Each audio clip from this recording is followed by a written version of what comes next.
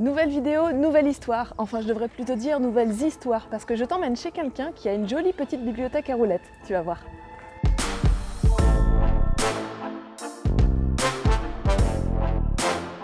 Donc je te présente Charles. Salut! Et Charles, tu nous racontes quoi comme histoire aujourd'hui? Et on va se faire un petit tour en Caterham. C'est en fait la première voiture, une des premières voitures que j'ai achetées avec le garage. Et on va se promener dans la région de Fontainebleau vers Moret. Super. Bah allez, on t'embarque.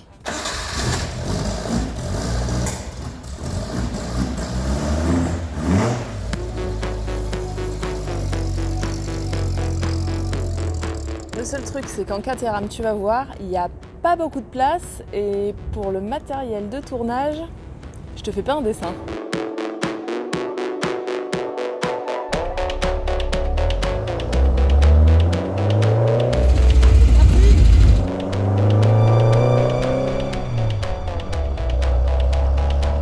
Est-ce qu'on vérifie si les GoPro tiennent? Ah, ils tiendront.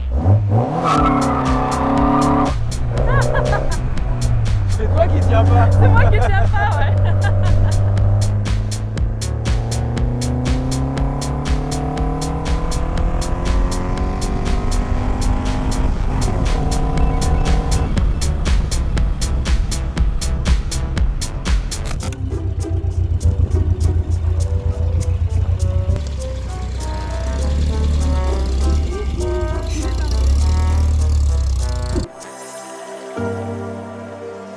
La première fois que je l'ai vu, on venait d'ouvrir notre garage et je l'ai vu chez Rucheton. C'est un spécialiste Lotus, Caterham et anglaise et vieilles voitures en tout genre, pas que anglaise d'ailleurs. Et un jour donc j'arrive chez ce spécialiste et une dame regarde une Lotus et dit est-ce que je peux mettre mon chien dedans, où est-ce que je peux mettre mes courses? Donc moi j'arrive, je me greffe un peu à la conversation et plus on rentrait dans la conversation, plus je trouvais la conversation absurde. Et à la fin, je lui ai demandé, tu me dis si elle la prend pas, moi ça peut m'intéresser. Mais comme ça, sans conviction. Et donc elle l'a pas prise. Je suis revenu pour une autre voiture quelques semaines après. La voiture était toujours là, je monte dedans. Et j'avais l'air ridicule. Mais c'était pas grave, j'avais l'impression d'être rentré dans un karting. Tout de suite, c'est passé.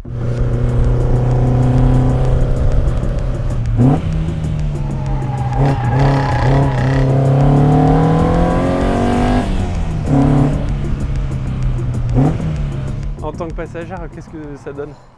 C'est bien. Non mais d'être au ras du sol, c'est vrai que l'impression de vitesse elle est incroyable et c'est pas désagréable, même quand on ne conduit pas. Après, voilà, il y a de la place pour rien. Tu as de la place de mettre ton sac éventuellement à tes pieds. C'est un tout petit habitacle, c'est pas fait pour faire la foire à l'intérieur. Mais non, franchement, j'aime bien parce que je sais pas, t'es bien calé, ça va. Bah après, moi, j'aime la vitesse.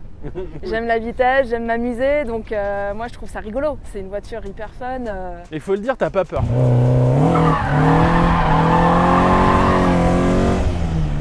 Parce que j'ai fait un peu le con, t'es restée froide. Ouais. Surprenant. C'est comme ça, je suis une femme froide. Bon, par contre, quand elle chauffe un peu et que tu mets la ventilation, alors là, tu préfères être en hiver parce que tu as les pieds qui cuisent littéralement. Ça, et sur l'autoroute, le fait de se prendre tout ce qui vole. Le peeling derrière les camions. Ne jamais se coller derrière un camion en Caterham, surtout que la mienne, il n'y a pas le pare-brise. Tu reçois plein de petits trucs sur le visage qui picotent, tu te dis bon pourquoi pas. Ce qu'il y a de bien, c'est que si la faim, t'ouvres la bouche et puis tu auras quelques moustiques dans la... Ouais voilà, c'est ça, t'as l'apéritif en roulant en fait. Quelques protéines gratuites. Tu as eu droit, mais je sais pas si tu vas le mettre en vidéo.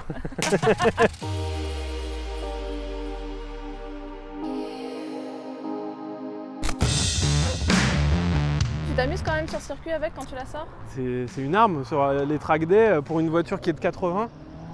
Pour une vieille mamie quand même, on se débrouille très très bien. Face à des Porsche GT3 des 996, 997 sur du petit circuit, c'est imbattable.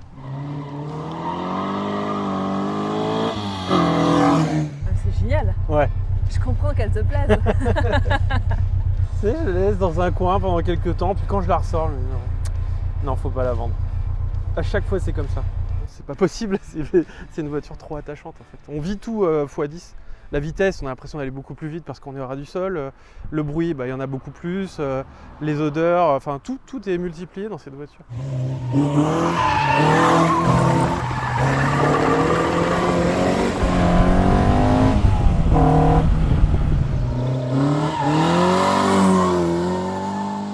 J'ai pas la prétention de dire que je suis un pilote, je suis un amateur. Mais ce que je peux dire, c'est qu'effectivement, on ne peut pas arriver comme ça, n'avoir jamais eu aucune voiture avant ou une petite expérience du sport automobile et faire n'importe quoi. Parce que déjà, on est au niveau, tu l'as vu sur l'autoroute, on voit les essieux des camions. Donc au niveau dangerosité, les voitures ne nous voient pas. On est dans les angles morts tout le temps. Même pour une voiture classique, ils ne nous voient quasiment pas. Quand ça part, il faut quand même avoir un peu de réactivité, il faut avoir un peu d'expérience parce que ça peut partir très très vite et on n'est pas du tout protégé. C'est-à-dire que là, il n'y a pas d'ABS, il n'y a pas d'airbag, il n'y a aucune assistance. Et quand on freine, étant donné que c'est quand même une génération ancienne, ça freine, des fois ça bloque une roue, enfin, c'est très très piégeux. Il faut toujours avoir de la réserve, être dans l'anticipation. Enfin là c'est le propre du pilotage, mais pour une Caterham encore plus. Et il faut avoir un peu de notion de sauvegarde de soi-même. Pour avoir commencé par la moto, j'invite les gens à faire d'abord de la moto et après faire de la Caterham. Si on aime les voitures un peu joueuses, c'est top. Si on aime vivre ce qu'on fait. Ouais. Il ne faut pas être dans le recul, il faut être vraiment dans les émotions, le moment présent. Et c'est ça que cette voiture retranscrit le plus. Vraiment, je suis un gamin, je peux pas m'arrêter.